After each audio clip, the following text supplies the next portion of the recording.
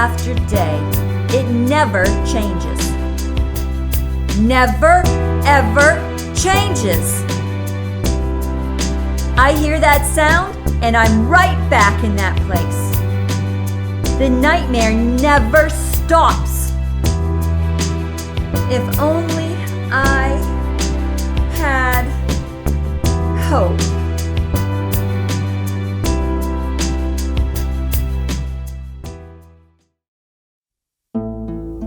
Hi, my name is Erica, and I want to share with you just a little bit of my story of trauma. When I was 10 years old, my uncle was murdered, and it was really hard for the whole family to deal with, especially with my father, who was his very best friend. It broke his heart, and it also left him very angry and bitter, and he became a very abusive person. Very physically abusive and very distant from the family.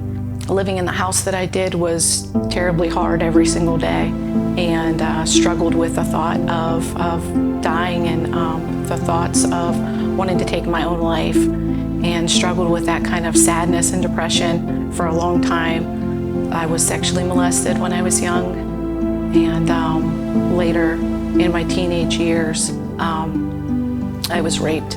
I didn't deal with all the things that were happening because all of them came in such a short span of time. It was like one trauma after another after another. I started to do things that were the best way I could cope, which was at some point calling out for help by a suicide attempt. And when that didn't work, I started using drugs. When I was 15, I kind of got a blessing in disguise. Most people wouldn't consider it a blessing, but I was pregnant at 15 years old. And when I found out that I was pregnant, I actually stopped getting high.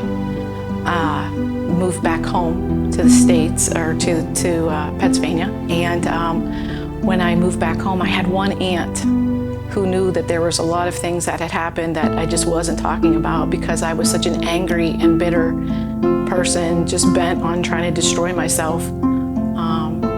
But she told me during the time that I was pregnant, Jesus loves you, Erica.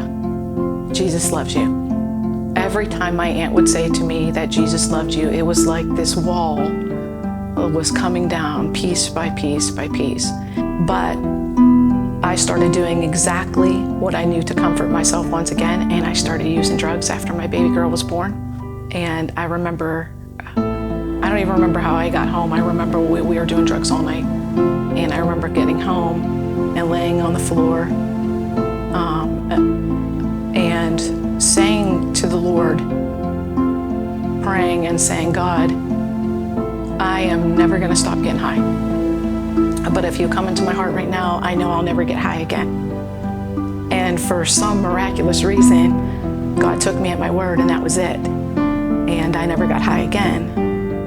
But it was a lot more years of me dealing with the trauma of the things that happened when I was young. And God was so merciful and so awesome. God saying, you see, I can make anything beautiful. And I look for that every single day in my life. I look for God to make those things beautiful in our lives that maybe are so beyond, we feel that are beyond repair, and that are so deep and so hard. He is capable. He is a great healer and redeemer of our soul, and I am grateful that I get to share this journey of what has happened.